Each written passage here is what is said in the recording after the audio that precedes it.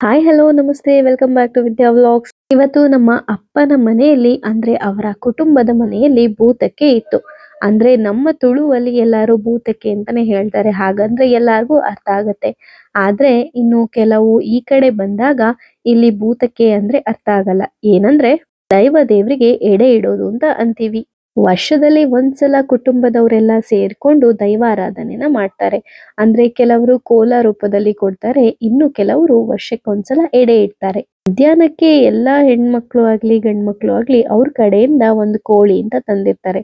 So ಅದನ್ನ ಇಲ್ಲಿ ಕೋಳಿ ಬಂಟೆ ಅಂತ ಮಾಡ್ತಾರೆ. ಅದೆಲ್ಲ ಆದ್ಮೇಲೆ ನೆಕ್ಸ್ಟ್ಗೆ ಅದನ್ನ ಅಡಿಗೆ ಮಾಡ್ಬಿಟ್ಟು ದೇವ್ರಿಗೆ ಅಂದ್ರೆ ದೈವ ದೇವ್ರಿಗೆ ಎಡೆನ ಇಡ್ತೀವಿ.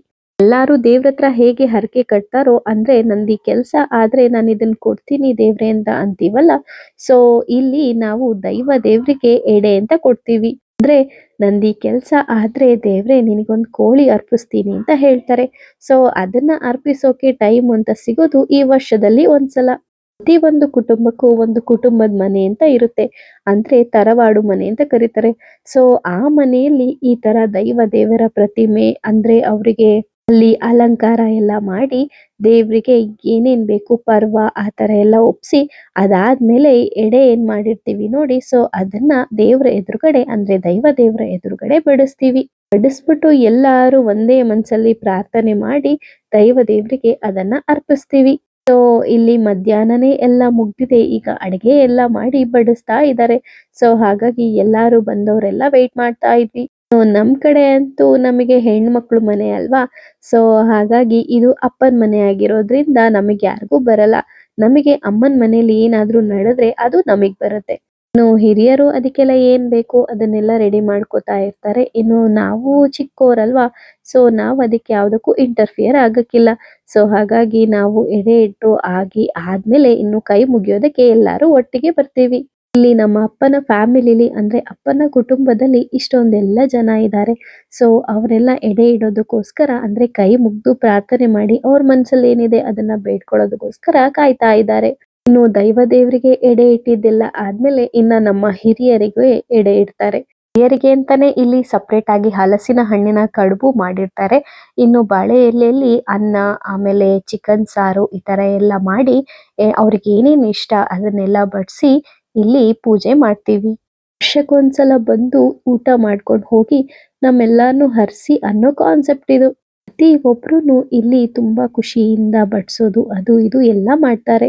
ಇನ್ನು ಎಡೆ ಇಟ್ಟಿದ್ದೆಲ್ಲ ಆದ್ಮೇಲೆ ಸ್ವಲ್ಪ ಊರವರುನು ಬಂದಿರ್ತಾರೆ, ಅವ್ರಿಗೆಲ್ಲಾರ್ಗುನು ಊಟ ಬಡಿಸ್ತಾರೆ. ಇದು ನಮ್ಮ ತುಳುನಾಡಿನಲ್ಲಿ ಒಂದು ಮನೇಲಿ ಅಂತ ಅಲ್ಲ, ಪ್ರತಿ ಮನೆಯಲ್ಲೂ ದೈವ ದೇವರು ಇರ್ತಾರೆ. ಅವರಿಗೆ ವರ್ಷಕ್ಕೊಂದ್ಸಲ ಎಡೆ ಇಡೋದು, ಪೂಜೆ ಮಾಡೋದು, ಆರಾಧನೆ ಮಾಡೋದು ಇದ್ದೇ ಇರುತ್ತೆ. ಈ ಟೈಮಲ್ಲಂತೂ ಎಲ್ಲಾರು ಸೇರ್ಕೊಂಡು ಒಂಥರ ಹಬ್ಬನೇ ಆಗಿರುತ್ತೆ. ಇನ್ನು ಎಲ್ಲಾರ್ದು ಊಟ ಎಲ್ಲ ಆದ್ಮೇಲೆ ಇನ್ನು ನಾವು ಮನೆಯವ್ರ ಊಟ ಮಾಡೋಣ ಅಂತ ಹೋದ್ರೆ ನನ್ನನ್ನಂತೂ ತುಂಬಾನೇ ಸತಾಯಿಸ್ತಾ ಇದ್ರು. ಮಾಮೂಲಾಗಿ ಎಲ್ಲಾರ ಮನೆಯಲ್ಲೂ ಎಡೆಗೋಸ್ಕರ ನೀರ್ ದೋಸೆ, ರೊಟ್ಟಿ, ಆಮೇಲೆ ಹಲಸಿನ ಹಣ್ಣಿನ ಕಡುಬು ಈ ತರ ತುಂಬಾನೇ ಮಾಡಿರ್ತಾರೆ. ಇದೊಂದು ಸೀಸನ್ ಅಲ್ಲಿ ಎಲ್ಲಾರ ಮನೇಲೂ ಈ ಅಗೆಲು ಸೇವೆ ನಡೀತಾನೆ ಇರುತ್ತೆ. ಸೊ ಅದಕ್ಕೆ ನಮ್ಮನ್ನು ಕರೀತಾರೆ. ನಾವೂನು ಅಷ್ಟೇ ಅಕ್ಕಪಕ್ಕ ಮನೆ ಆಗಿರೋದ್ರಿಂದ ಎಲ್ಲಾರು ಹೋಗಿ ಅಲ್ಲಿ ಕೈ ಮುಗ್ದು ಊಟ ಮಾಡ್ಕೊಂಡ್ ಬರ್ತೀವಿ. ಇನ್ನು ನಮ್ಮ ಅಪ್ಪನ ಫ್ಯಾಮಿಲಿ ಅಂತೂ ವರ್ಷದಲ್ಲಿ ಇದೊಂದಕ್ಕೆ ಸೇರ್ತಾರೆ. ಸೊ ಸೇರ್ದಾಗಂತೂ ತುಂಬಾ ಚೆನ್ನಾಗಿರುತ್ತೆ. ಎಲ್ಲಾರು ಹರಟೆ ಹೊಡ್ಕೊಂಡು ಒಬ್ರಿಗೊಬ್ರು ತುಂಬಾನೇ ಖುಷಿಯಾಗಿರುತ್ತೆ. ಇದ್ರ ಜೊತೆಗೆ ಊರವರು ಬಂದು ಊಟ ಎಲ್ಲ ಮಾಡ್ಕೊಂಡು ಹೋಗ್ತಾರೆ. ಇದಷ್ಟೇ ಅಲ್ಲ, ಊಟ ಎಲ್ಲ ಆದ್ಮೇಲೆ ಎಲ್ಲಾರು ಸೇರ್ಕೊಂಡು ಪಾತ್ರೆ ಇರ್ಲಿ ಎಲ್ಲಾನು ಕ್ಲೀನ್ ಮಾಡ್ಬಿಟ್ಟು ನೀಟಾಗಿ ಮನೆಯವ್ರಿಗೆ ಕೊಟ್ಬಿಟ್ಟು ಹೋಗ್ತಾರೆ. ವರ್ಷಕ್ಕೊಂದ್ಸಲ ಎಲ್ಲೇ ಇದ್ರೂನು ಸರಿ ಈ ಫಂಕ್ಷನಿಗಂತೂ ಬಂದೇ ಬರ್ತಾರೆ. ಎಲ್ಲಾ ಸೇರ್ಕೊಂಡು ಹಬ್ಬ ತರ ಇರುತ್ತೆ ಮನೆಯಲ್ಲಿ.